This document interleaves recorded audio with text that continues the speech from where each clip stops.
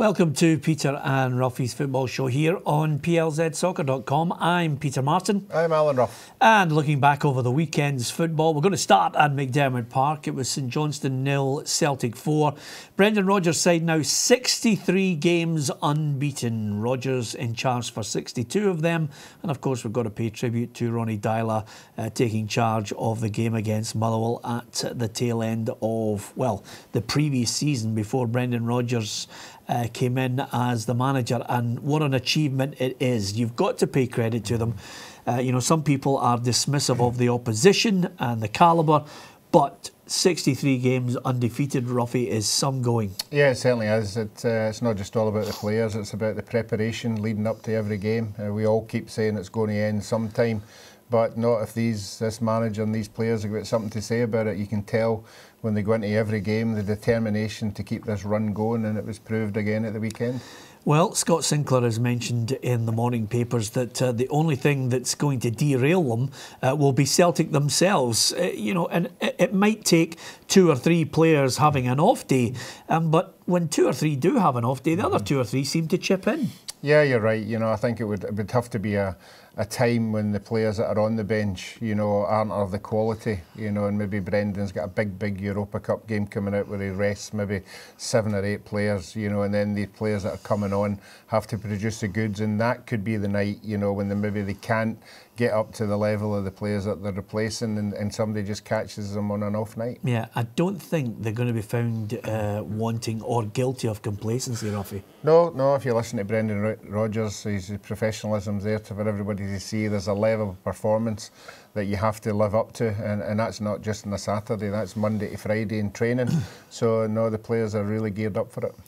4-0, can't quite work out at St Johnstone. They've just fallen away. It's hard to believe they're on the bottom end of the table.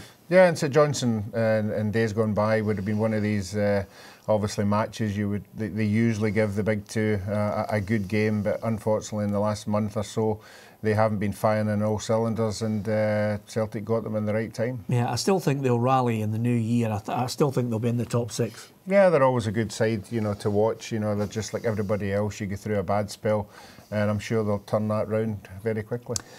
OK, Rangers still with no manager. Graham Murty, the interim boss, and well, he seems to be doing well. Back-to-back wins.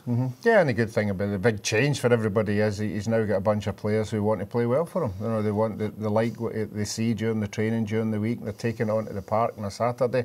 He says all the right things, and if you can do that, then players buy into it, and 9 times out of 10 you start getting results. Yep, and of course it was a 3-0 win over Partick Thistle. It was great to see Ross McCrory get on the score sheet. If you score your first goal, to score it at Ibrox, Roughie, and hopefully all his family were there, and certainly he enjoyed it. It's a day he'll remember forever. If I was him, I'd be asking them, can I have the shirt, can I frame it, and can I get a photograph just below there, stick it on my wall.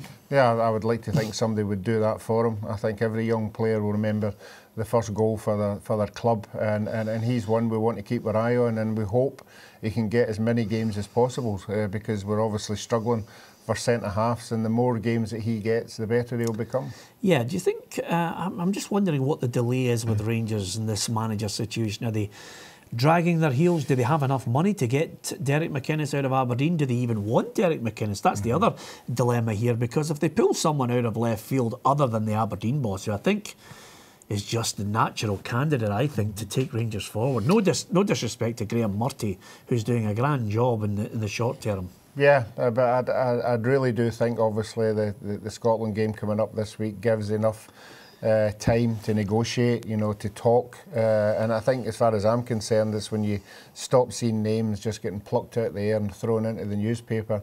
For me, that means there is something happening behind the scenes. OK, we'll find out. Let's switch to New Douglas Park. It's Hamilton against Aberdeen. Well, Aberdeen seem to be their bogey team every time the Dons get down to New Douglas Park. They slip up. Yeah, they do. Bogey team last year, 2-1-0 defeats. And again, at the weekend, although Hamilton got an ideal start, they were 2-1 up. You would have thought a team sitting second top of the league would be able to see the game out. But I think you have to give Hamilton all the credit in the world for coming back and Templeton getting that late goal. Yeah, it's the blue strip, Roughie. Ditch the blue strip. Yeah. It doesn't work. I always want to see Aberdeen in red or white with red down the stripes. Yeah, white, red down the stripes for me would do. You know, it just doesn't look right at all. But let's not take anything away from Hamilton. In the last 2 or 3 games, they've been very good. And I think the one thing that Derek McInnes will be kicking himself about is the fact that they were able to narrow it with Celtic to 1 point again. Everybody was looking and saying, great, the Dons are still on their tail. Now it's 3 points after that slip up again at the weekend.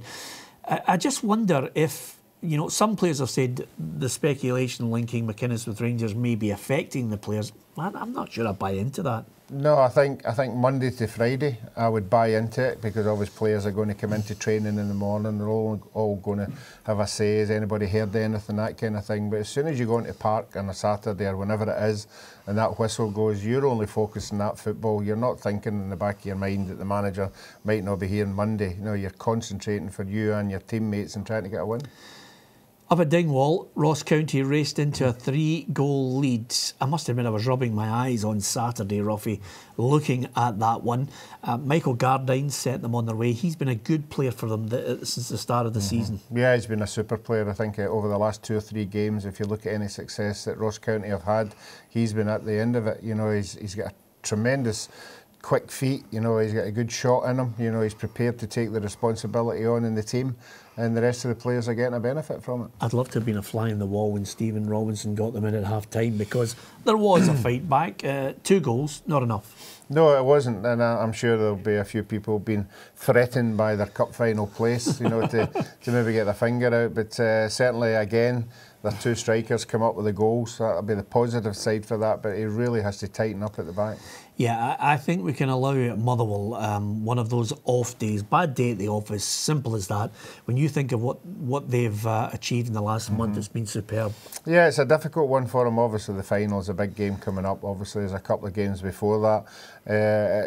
He's going to have to handle his players very, very well. He's going to have a look at them Monday to Friday. Which ones look a wee bit jaded? Which ones need a rest? You know, which ones want to play? So he's got big decisions ahead of him. Hearts 1, Kilmarnock 2. This one caught me on the hop because Steve Clarke has come in. To his eternal credit, he steadied the ship. They've got a couple of draws, 1 defeat, and then lo and behold, they go to Murrayfield and defeat Hearts. Yeah, and it was a big one for him. If you listen to his interview, you know, he was happy to get his first win as a manager at the club. I'm sure the fans would appreciate that, but I think the fans would appreciate it more if they could start winning their home games, because that's the ones that they're paying their money to go and see. But I'm sure he'll get there eventually. Yeah, Boyd and Frizzell. Frizzell's was a special goal. Yeah, that's 2 special goals he scored this year. He scored one at Partick Thistle as well. He turned the defender very well, and they got the goal so late on they couldn't turn back. Okay.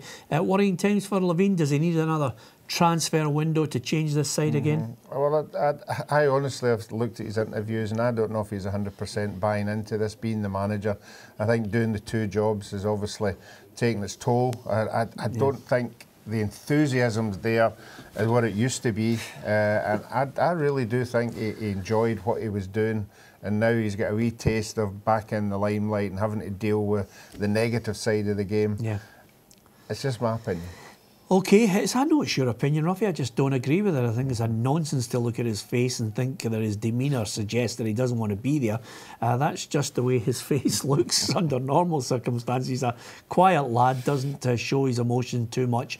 I think if he gets a transfer window and they get back to Tynecastle, I think things could start to click into gear again. Well, I'm sure everybody will be saying that. Hearts, the manager and the supporters. There's no doubt that playing at your home ground is a fantastic lift, but from my point of view, is if it's a beautiful stadium, other teams will get a lift as well when they go there, so we have to deal with that as well. Yeah, only you could highlight that. Let's see if you've been looking at Neil Lennon's face. What do you make of that 2-1 against Dundee? No, he's happy as Larry. Yeah, really exactly, happy as Larry. Oh, look at that, there it backs it up. But that's what happens, you're on a good run, you know, you get everything going your way, and a goal so early on in this game, you know, settled everybody. But no credit to Neil McCann's side, they came back into the game. And for a while, it looked as if they were going to take something out of the game. But again, a wee bit of magic from 2 players won the points for Hibs. I think Hibs top 3. Genuinely, Roughie, I just think he's, you know, if he can get a couple of players, I still think he needs a centre back and a striker. No, I don't think he needs a centre-back. What? Because McGregor will be back. Yeah, well, that's a good point. I think McGregor's a super player, and obviously Fontaine. But certainly, if there is any money to be spent, I really don't know where he would spend it. Striker. Striker, yep. But obviously Simon Murray's scoring goals as well, which is good. Get another, I mean, I remember Martin O'Neill and Neil Lennon saying, if you're at a top club, you should have 4 strikers. You should have a rotation. Yeah, I'm not sure. I wonder if their budget can afford 4 strikers. But nevertheless, I do think they'll be top 3. I'm just so impressed with Hibs. They've got menace down the flanks. They've got quality in the middle of the park. And of course they can score goals, but maybe not as many as I'd like. I think they've got to get another striker in so that they can kill off teams. And if you don't score, then you've got 2 or 3 quality ones on the bench to come on and replace you. Just a thought. You might agree with it, you might disagree with it. At Peter and Roughie on Twitter, if you want to give us your thoughts on that as well. And also facebook.com/Peter and Roughie. So here's how the table looks in the Premier League after the weekend fixtures, and it's Celtic at the top of the table, Roughie. No surprise there. They've got that 3-point advantage over Aberdeen. And then at the bottom end, well, Dundee, Partick Thistle, Kilmarnock, Hamilton, Ross County. I'm not going to include St Johnstone in it. I think that the bottom 5 will still be battling it out. Yeah, I think so as well. I can't see any changes at all. I don't think any of these teams could go on any kind of decent run. So, yeah, you'll just be picking up a point here, 3 points there, and they'll be seeing that out to the end of the season. OK, let's finish on the new Scotland strip. It's been unveiled, Roughie. I like it. I like the V-neck. I'm right into that. It coincides with, favourite Scotland tops of old. Like the look of it. And, yeah, there's no... I can't see or spot any daft print going through. It just looks good, dark blue, big badge, magic. Yeah, the last one had a wee tint of tartan through it. I'm like you, I can't see if there is a tartan there. But certainly, no, it's not outrageous. I think we've got away for the outrageous strips that we used to have. Yeah, absolutely, because you actually had most of them on. I don't like the goalkeeper's one. I don't like grey in a goalkeeper strip, Roughie. It's as simple as that. No, it doesn't look particularly good from here. But again, I've said this on numerous occasions. It's who pulls these strips on that matters to me. Yeah. Would you be miffed if you opened up the present from me in Christmas and that goalkeeper's jersey was there? No, if it's a Scotland jersey, you just pull it on and you just get it and do it, yep. There you are. There speaks a man with 53 caps for Scotland. I would be displeased if I opened my present from you and there's a Scotland jersey in there. I'll be amazed if there is a present in the first place.